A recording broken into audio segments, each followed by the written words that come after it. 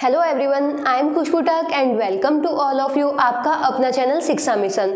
तो अभी तक अपन ने पढ़ा था चैप्टर 5 में लॉ ऑफ मोशन और उसमें अपन ने डिस्कस किए थे कुछ न्यूमेरिकल्स। अब आज स्टार्ट करते हैं अपन न्यू टॉपिक। तो अपना न्यू टॉपिक है फ्रिक्शनल फोर्स, घर्षण बल। घर्षण बल क्या होता है? तो यहाँ पे अपन देखते हैं, अपन ने दो मार्कर ले रखे हैं, एक है ब्लैक मार्कर, एक है रेड मार्कर। अब मैं ब्लैक मार्कर को तो यहाँ पे रख रही हूँ और जो रेड मार्कर है उसको मैं इसके ऊपर रख के पीछे से पुश कर रही हूँ। तो अपन देखते हैं जो रेड मार्कर है वो ब्लैक मार्कर पे आगे की तरफ बढ़ रहा है। तो अपन ने लॉ ऑफ मोशन में थर्ड लॉ अपन ने पढ़ा था, जहां पे भी एक्शन होगा वहां पे वापस रिएक्शन फोर्स होगा। हर एक्शन के वापस ऑपोजिट डायरेक्शन में रिएक्शन फोर्स होता है। यहाँ पे मैं जो रेड मार्कर है, रेड मार्कर पे फोर्स अप्लाई कर रही हूँ और फोर्स अप्लाई होने की वजह से ये रेड मार्कर बढ़ रहा है ब्लैक मार्कर पे आगे की तरफ। तो यहाँ पे जो ब्लैक मार्कर है वो चाहेगा कि ये रेड मार्कर आगे ना बढ़े, तो वो वापस एक उस पे फोर्स अप्लाई करेगा।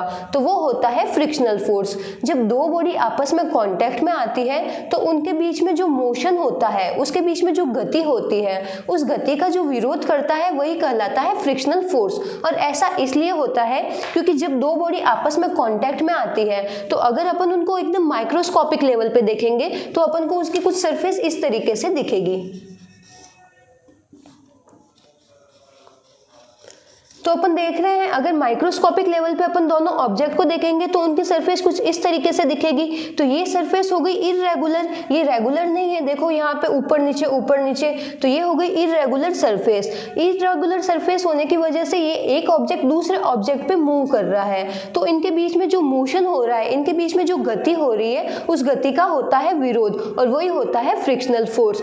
जब दो बॉडी आपस में कॉन्टेक्ट में आती है तो उनके बीच में इररेगुलर सरफेस की वजह से उनका मोशन, उनके बीच में जो मोशन हो रहा है, उनके बीच में जो गति हो रही है, उसका होता है विरोध और वो होता है फ्रिक्शनल फोर्स। यहाँ पे अपन देखते हैं डेफिनेशन, दो वस्तुओं की संपर्क सतहों के मध्य आपेक्षिक गति का विरोध करने वाला अदृश्य बल घर्षण बल कहलाता है। यह दो प्रकार के होते हैं। तो यहाँ पे अपन देखते हैं इसके टाइप्स दो तरह के होते हैं। एक होता है स्टैटिक घर्षण बल, इंग्लिश में बोलते हैं इसको स्टैटिक फ्रिक्शनल फोर्स, और एक होता है गतिक घर्षण बल, उसको बोलते हैं अपन इंग्लिश में काइनेटिक फ्रिक्शनल फोर्स। तो सबसे पहले अपन देखते हैं स्टैटिक घर्षण बल क्या होता है। तो अपने पास में एक वस्तु है, एक ऑब्जेक्ट है, अपन उस पे फोर्स अप्लाई कर रहे हैं लेकिन वो वस्तु आगे बढ़ ही नहीं रही है। तो अपन फोर्स तो अप्लाई कर ही रहे हैं लेकिन वो वस्तु आगे की तरफ नहीं बढ़ रही है।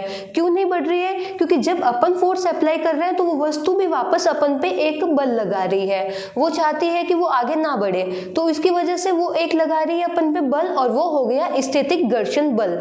जब अपन कोई भी ऑब्जेक्ट है, कोई वस्तु है, उस पे जब फोर्स लगा रहे हैं, फॉर एग्जांपल ये दीवार है, इस दीवार पे मैं फोर्स लगा रही हूँ, तो मैं फोर्स तो अप्लाई कर रही हूँ लेकिन ये दीवार आगे की तरफ नहीं बढ़ रही है, तो ये दीवार वापस उस जो फोर्स लगा रही हूँ उसका अपोज कर रही है, उसके ऑपोजिट डायरेक्शन में ये दीवार भी मुझ पे वापस एक फोर्स लगा रही है। और जो दीवार है, दीवार का फोर्स मेरे फोर्स से ज्यादा है, इसकी वजह से ये आगे की तरफ नहीं बढ़ रही है। तो स्टैटिक घर्षण बल वह होता है जिसमें वस्तु आगे की तरफ नहीं बढ़ती है। जब अपन फोर्स अप्लाई करते हैं तो वो रेस्ट कंडीशन में ही रहती है। देखते अपन इसकी डेफिनेशन, वह घर्षण बल जो वस्तु की गति के पूर्व कार्य करता है स्टैटिक घर्षण बल कहलाता है। फॉर एग्जांपल यहाँ पे मेरे पास में एक ऑब्जेक्ट है, इसका मास अपन को गिवन है m।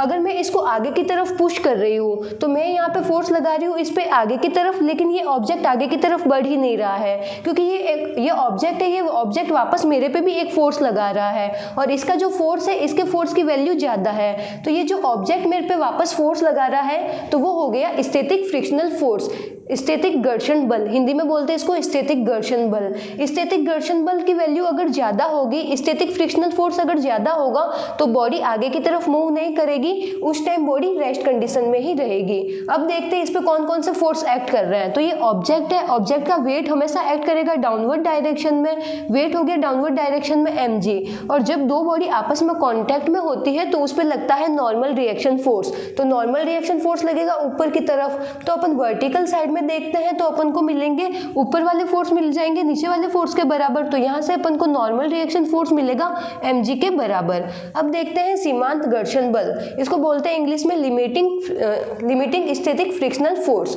तो अगर मैं कोई बॉडी है, उस बॉडी पे मैं फोर्स लगा रही हूँ तो एक हद तक तो बॉडी जो मैं फोर्स लगा रही हूँ उसको रोकेगी, लेकिन एक हद के बाद में जो बॉडी है उस फोर्स को नहीं रोक पाएगी। फॉर एग्जाम्पल एग्जांपल, एक कोई बॉडी है, उस बॉडी पे अगर मैं 10 न्यूटन का फोर्स लगा रही हूँ, बॉडी आगे नहीं मूव कर रही है। 11 न्यूटन का मैं फोर्स लगा रही हूँ तो भी बॉडी आगे मूव नहीं कर रही है। 12, 13, 14, 15 मैंने मेरे फोर्स की वैल्यू बढ़ा दी और फोर्स की वैल्यू कर दी 15 न्यूटन, तो उस टाइम जो बॉडी है वो बॉडी आगे की तरफ मूव होने वाली है। ऐसा फोर्स जिसमें बॉडी अपनी मैक्सिमम कंडीशन तक वो फ्रिक्शनल फोर्स लगा सकती है, लेकिन एक लिमिट के बाद में वो फ्रिक्शन फोर्स नहीं लगा सकती है, गति का विरोध नहीं कर सकती है। तो उस मैक्सिमम स्थैतिक फ्रिक्शनल फोर्स को अपन बोलते हैं लिमिटिंग फ्रिक्शनल फोर्स। एक हद तक बॉडी अपने आप को आगे मूव होने से रोक सकती है, तो उसको अपन बोलते हैं लिमिटिंग फ्रिक्शनल फोर्स। ये होता है मैक्सिमम स्थैतिक frictional force. Static frictional force की जो मैक्सिमम वैल्यू होगी वो होती है लिमिटिंग फ्रिक्शन फोर्स के बराबर। जैसे ये बॉडी है, इस बॉडी पे अगर मैं 15 न्यूटन से ज़्यादा का फोर्स एक्ट करूंगी तो ये बॉडी आगे की तरफ मूव करेगी। अभी मैं इस पे अप्लाई कर रही हूँ 10 न्यूटन का फोर्स, तो ये बॉडी भी वापस मेरे पे 10 न्यूटन का फोर्स लगा रही है और आगे की तरफ नहीं बढ़ रही है। जैसे ही मैं लगाती हूँ इस पे 11 न्यूटन का फोर्स, तो बॉडी भी वापस मेरे पे 11 न्यूटन का फोर्स लगा रही है। मैं लगा रही हूँ इस पे 12 न्यूटन का फोर्स, तो बॉडी भी वापस 12 न्यूटन का फोर्स मेरे पे लगा रही है, आगे नहीं बढ़ रही है। 13, 14 जैसे ही मैं 15 न्यूटन का फोर्स लगा रही हूँ तो बॉडी आगे की तरफ मूव होने लग जाती है। तो जो मैक्सिमम स्टैटिक फ्रिक्शनल फोर्स होता है वही होता है लिमिटिंग फ्रिक्शनल फोर्स के बराबर। बॉडी अपने आप को ज़्यादा कितने फोर्स तक बॉडी अपने आप को होल्ड करके रख सकती है, तो वो होता है लिमिटिंग फ्रिक्शनल फोर्स। अब जो स्टैटिक फ्रिक्शनल फोर्स होता है वो एडजस्ट होता रहता है और ये इसकी मैक्सिमम वैल्यू होती है वो होती है लिमिटिंग फ्रिक्शनल फोर्स के बराबर। जो स्टैटिक फ्रिक्शनल फोर्स होता है वो वेरिएबल फोर्स होता है, ये सेल्फ एडजस्टिंग होता है। जैसे अपन फोर्स अप्लाई कर रहे हैं उस फोर्स के हिसाब से ये खुद को सेल्फ एडजस्ट कर लेता है, इसकी फिक्स वैल्यू नहीं होती, ये वेरी होता रहता है। और इसकी जो मैक्सिमम वैल्यू होगी वही होगी लिमिटिंग फ्रिक्शनल के बराबर। अगर जो अप्लाई फोर्स है, अपन फोर्स अप्लाई कर रहे हैं किस पे, अगर वो लिमिटिंग फोर्स से ज़्यादा है तो बॉडी आगे की तरफ मूव करेगी। अगर अपन जो अप्लाई कर रहे हैं फोर्स, अगर उसकी वैल्यू लिमिटिंग फोर्स से कम है तो बॉडी आगे की तरफ मूव नहीं करेगी। तो पहले जिसको ये नोट डाउन करना है नोट डाउन कर लो, बाकी का आगे देखते हैं। अब देखते हैं अपन जो सीमांत घर्षण बल होता है वो प्रतिक्रिया बल के समानुपाती होता है। मतलब जो लिमिटिंग फ्रिक्शनल फोर्स होता है वो डायरेक्टली प्रोपोर्शनल होता है नॉर्मल रिएक्शन के। अगर लिमिटिंग फोर्स ज़्यादा होगा तो नॉर्मल रिएक्शन फोर्स भी ज़्यादा होगा। जब डायरेक्टली प्रोपोर्शनल वाला साइन हटता है तो वहाँ पे आता है इक्वल टू का साइन, और जब भी इक्वल टू का साइन आएगा तो उसके साथ में आएगा एक कांस्टेंट। तो यहाँ पे जो अपन कांस्टेंट यूज़ करेंगे वो यूज़ करेंगे म्यू एस। इसको बोलते हैं अपन स्टैटिक घर्षण गुणांक और इंग्लिश में बोलते हैं स्टैटिक फ्रिक्शनल फोर्स। यहाँ पे एक बॉडी है, ये बॉडी है जिसका मास अपन को गिवन है m, तो इसका जो वेट है, वेट एक्ट करेगा डाउनवर्ड डायरेक्शन में mg, और बॉडी इस सरफेस के साथ कांटेक्ट में है तो वापस इस पे लगेगा contact force. Normal reaction force होता है वो होता है कांटेक्ट फोर्स, और ये लगता है परपेंडिकुलर, तो ऊपर की डायरेक्शन में लगेगा नॉर्मल रिएक्शन फोर्स। अब जो फोर्स है इस बॉडी पे अप्लाई फोर्स हो रहा है इस साइड में, बॉडी पे इस साइड में फोर्स अप्लाई हो रहा है तो बॉडी आगे की तरफ मूव करना चाह रही है, लेकिन जो इसके बीच में जो मोशन हो रहा है, मोशन को अपोज करने के लिए एक फ्रिक्शनल फोर्स लगेगा। तो बॉडी आगे की तरफ मूव करना चाह रही है तो ये इस मोशन को रोकना चाह रही है, तो जो फ्रिक्शन फोर्स होगा वो लगेगा पीछे की तरफ, तो यहाँ पे आएगा लिमिटिंग फ्रिक्शनल फोर्स। जो लिमिटिंग फ्रिक्शनल फोर्स है वो एक्ट करेगा पीछे की तरफ और वो चाहेगी कि बॉडी मूव ना करे। लिमिटिंग फ्रिक्शनल फोर्स होता है मैक्सिमम फ्रिक्शनल फोर्स। मैक्सिमम कितने बल तक वो जो बॉडी है, बॉडी को मोशन से रोका जा सकता है। फॉर एग्जाम्पल यहाँ पे अगर मैं लगा रही हूँ 20 न्यूटन का फोर्स और ये बॉडी है, बॉडी मैक्सिमम 25 न्यूटन तक का फोर्स को हैंडल कर सकती है। अगर 25 न्यूटन से अगर मैं ज़्यादा का फोर्स लगाऊंगी तो बॉडी मूव होने लग जाएगी, बॉडी मोशन में आ जाएगी। तो अगर मेरा अप्लाई फोर्स है अभी 20 न्यूटन तो बॉडी मूव नहीं करेगी, तो उस टाइम जो फ्रिक्शनल फोर्स काम करेगा तो उस टाइम होगा स्टैटिक फ्रिक्शनल फोर्स। तो यहाँ पे आएगा स्टैटिक फ्रिक्शनल फोर्स। जैसे ही मैंने वैल्यू बढ़ाई 20 से मैंने की 21 न्यूटन का मैं फोर्स लगा रही हूँ, तो बॉडी भी वापस पीछे की तरफ 21 न्यूटन का फोर्स लगा रही है और बॉडी मोशन से बचा रही है। तो उस टाइम जो फोर्स एक्ट करता है वो होता है स्टैटिक फ्रिक्शनल फोर्स।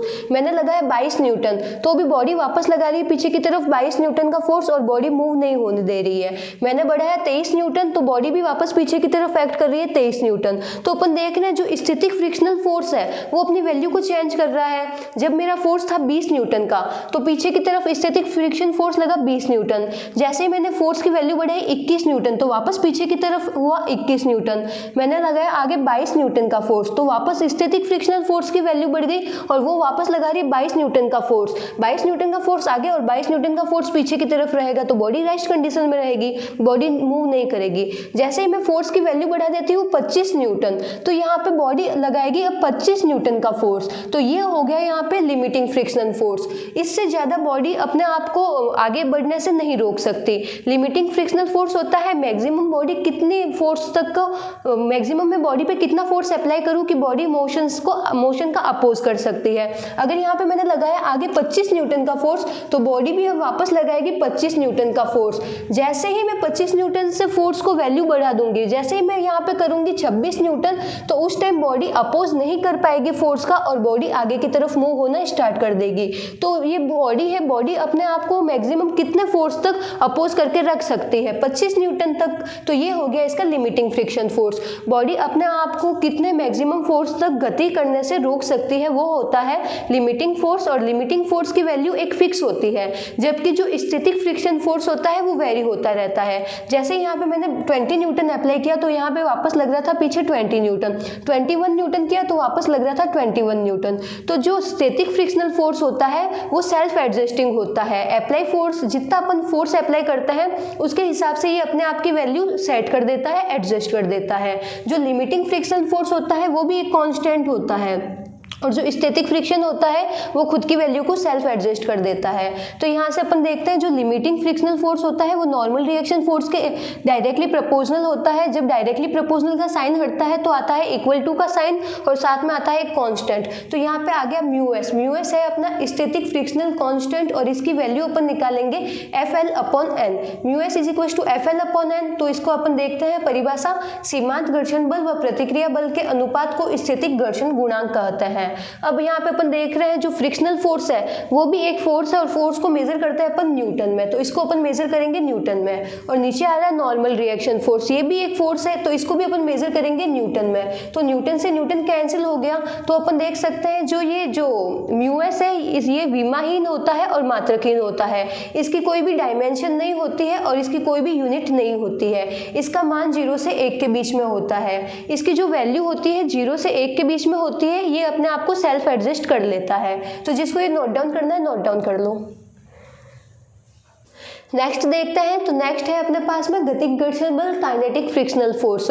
जब बॉडी पे अपन फोर्स को अप्लाई कर रहे हैं और बॉडी मूव कर रही है, बॉडी मोशन में है, बॉडी गति कर रही है, तो उस टाइम जो फ्रिक्शन फोर्स एक्ट करता है उसी को अपन बोलते हैं गतिक घर्षण बल, काइनेटिक फ्रिक्शन फोर्स। अपन के पास में एक बॉडी है, उस बॉडी पे अपन फोर्स अप्लाई कर रहे हैं लेकिन बॉडी आगे की तरफ मूव नहीं कर रही है, तो उस टाइम जो फ्रिक्शन फोर्स एक्ट करता है वो होता है स्टैटिक फ्रिक्शनल फोर्स।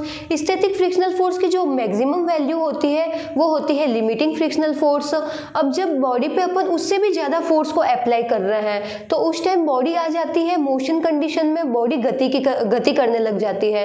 तो उस टाइम जो फ्रिक्शन फोर्स एक्ट करता है अपन उसको बोलते हैं काइनेटिक फ्रिक्शन फोर्स। तो देखते हैं इसकी डेफिनेशन। यह घर्षण बल जो वस्तु की गति के दौरान कार्य करता है गतिक घर्षण बल कहलाता है। अपन के पास में एक ऑब्जेक्ट है, ऑब्जेक्ट का मास अपन को गिवन है m, अपन इस पे फोर्स लगा रहे हैं, F फोर्स लगा रहे हैं इस साइड में, और अपना जो अप्लाई फोर्स है, अप्लाई फोर्स की वैल्यू ज्यादा है। ये बॉडी अपने आप को 16 न्यूटन के फोर्स तक अपने आप को होल्ड करके रख सकती है, लेकिन अपन जो फोर्स अप्लाई कर रहे हैं वो लगा रहे हैं 20 न्यूटन का फोर्स। तो अपन इस पे ज्यादा फोर्स लगा रहे हैं तो बॉडी आ जाएगी मोशन की कंडीशन में, बॉडी गति करने लग जाएगी। तो जब बॉडी गति करती है तो उस टाइम भी एक पीछे की तरफ फ्रिक्शन फोर्स एक्ट करता है, तो उसको अपन बोलते हैं काइनेटिक फ्रिक्शन। तो यहाँ से अपन देखते हैं जो काइनेटिक फ्रिक्शन फोर्स होता है वो भी डायरेक्टली प्रोपोर्शनल होता है नॉर्मल रिएक्शन के। जो इसका वेट है, वेट एक्ट करेगा डाउनवर्ड डायरेक्शन में mg, तो ऊपर की तरफ वापस लगेगा नॉर्मल रिएक्शन फोर्स, क्योंकि नॉर्मल रिएक्शन फोर्स होता है कांटेक्ट फोर्स। जब भी दो बॉडी आपस में कांटेक्ट में होती है तो वहां पे लगता है नॉर्मल रिएक्शन फोर्स और ये लगता है परपेंडिकुलर, तो नॉर्मल रिएक्शन फोर्स लगेगा ऊपर की तरफ। तो यहाँ से अपन को गिवन है कि जो काइनेटिक फ्रिक्शन होता है वो डायरेक्टली प्रोपोर्शनल होता है नॉर्मल रिएक्शन के। जब भी डायरेक्टली प्रोपोर्शनल का साइन हटता है तो आता है इक्वल टू का साइन और इक्वल टू के साइन के साथ में आता है एक कांस्टेंट। तो यहाँ पे जो बॉडी है, बॉडी मोशन में है, बॉडी गति कर रही है, तो यहाँ पे जो गुणांक आएगा वो आएगा गतिक घर्षण गुणांक। इसको बोलते हैं काइनेटिक फ्रिक्शनल कांस्टेंट, और इसकी वैल्यू होती है वो बराबर होगी F के अपॉन n। तो यहाँ पे अपन देखते हैं गतिक घर्षण बल व प्रतिक्रिया बल के अनुपात को गतिक घर्षण गुणांक कहते हैं। अब ये है जो ये भी फोर्स है इसको भी अपन मेजर करेंगे न्यूटन में, और जो नॉर्मल रिएक्शन फोर्स है इसको भी अपन मेजर करेंगे न्यूटन में। दोनों को न्यूटन में मेजर करेंगे तो न्यूटन से न्यूटन कैंसिल हो जाएंगे। तो ये जो है ये विमाहीन है और मात्रकहीन है, इसकी ना तो कोई डायमेंशन है और ना ही इसकी यूनिट है। ये कांस्टेंट वैल्यू होती है और इसकी वैल्यू होती है 0 से 1 के बीच में। तो यहाँ पे अपन ने अभी तक 3 चीजें देखी थी। जब किसी बॉडी पे अपन फोर्स को अप्लाई कर रहे हैं तो वो बॉडी आगे की तरफ नहीं बढ़ रही है, बॉडी रेस्ट कंडीशन में है, तो उसमें पीछे की तरफ एक फोर्स लग रहा है, तो वो हो गया अपना static friction force. Static friction force की जो मैक्सिमम वैल्यू है, मैक्सिमम कोई ऑब्जेक्ट अपने आप को कितने टाइम तक होल्ड करके रख सकता है, तो वो हो गया लिमिटिंग फ्रिक्शन फोर्स। अब जब बॉडी पे अपन फोर्स को अप्लाई कर रहे हैं और बॉडी मूव होने लग जाती है, बॉडी मोशन की कंडीशन में आ जाती है, तो उस टाइम भी पीछे की तरफ एक फोर्स लगता है, उसको अपन बोलते हैं काइनेटिक फ्रिक्शन फोर्स। तो यहाँ पे अपन ने अभी तक स्टैटिक, लिमिटिंग और काइनेटिक फ्रिक्शन के बारे में थ्योरी पढ़ी। नेक्स्ट लेक्चर में अपन देखेंगे इस पे बेस्ड न्यूमेरिकल। Thank you.